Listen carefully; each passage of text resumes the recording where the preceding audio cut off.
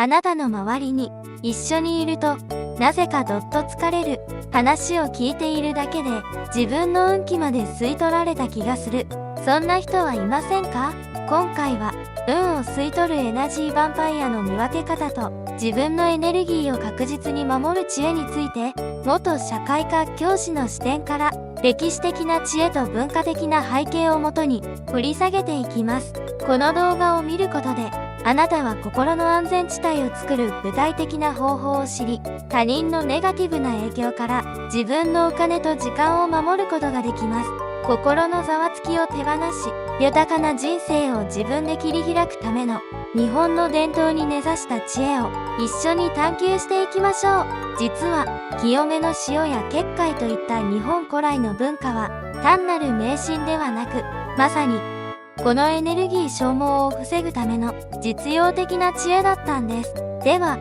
その具体的な見分け方と今すぐできる3つの対処法をお話しします。1つ目はエナジーヴァンパイアの言葉のパターンを見抜く。スピリチュアルな観点ではネガティブな言葉は低い波動となり、その場や相手のエネルギーを奪うと言われています。常に人の成功を妬む言葉、自分の不幸話や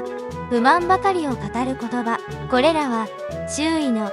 明るいエネルギーを吸い取り、自分の運気を停滞させる習慣をその人が持っている証拠かもしれません。その根拠としては仏教には苦行という教えがあります。これは口から発する言葉がその人の行いを決め、未来の結果につながるという考え方です。江戸時代の商人たちは言霊を重んじ、ポジティブな言葉遣いを徹底することで良縁や商売繁盛を引き寄せていたと伝えられています。つまり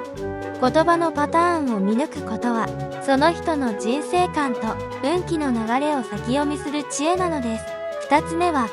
心の境界線がない人に気づく。スピリチュアルの世界では健全な心の境界線はオーラを守るバリアのようなものだと考えられています。しかし相手の都合や事情を考えず突然個人的な問題を話し始める人や、頼んでもいないのにあなたの人生に踏み込みアドバイスをしたがる人は、この心のバリアを無視して土足で入ってきている状態です。実は日本古来の作法にも間を大切にする文化があります。これは相手との適切な距離感を重んじる精神性です。例えば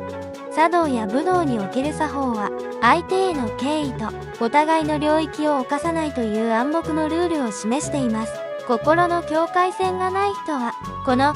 間を乱し、あなたのエネルギーを乱してしまうかもしれません。相手の距離の詰め方が一方的で自己中心的ではないか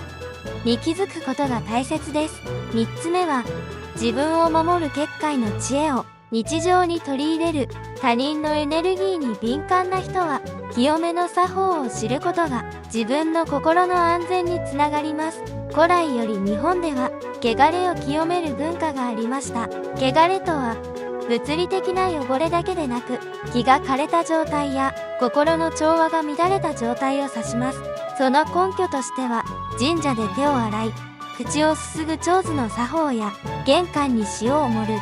盛り塩の習慣などがこれにあたります。これらは外から持ち込んだ不要なエネルギーを空間に入る前にリセットするという実用的な知恵だったと伝えられています。あなたも疲れたと感じた時はすぐに手を清める。ネガティブな話を聞いた後は換気をして空気を入れ替えるなど心の結界を張り直すアクションを日常に取り入れてみてください。こうした心の清めや結界の知恵に特にご利益があるとされる場所を2カ所ご紹介します。1つ目は神奈川県箱根町の箱根神社です。都心から日帰りできる距離にあり、古来より関東の総鎮守として強い結界の力を持つ場所です。特に九十龍神様の強い浄化の力で人間関係の負のエネルギー、悪縁を断ち切り良縁を結び直すご利益があるとされています。これは自分の心の調和を乱すものを遠ざけ安全性を高める知恵として非常に理にかなっています。次に京都市の八坂神社です。古来より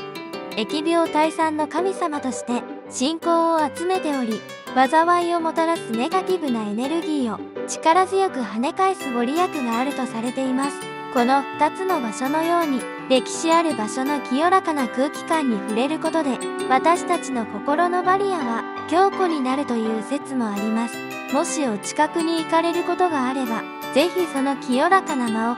感じてみてください。では、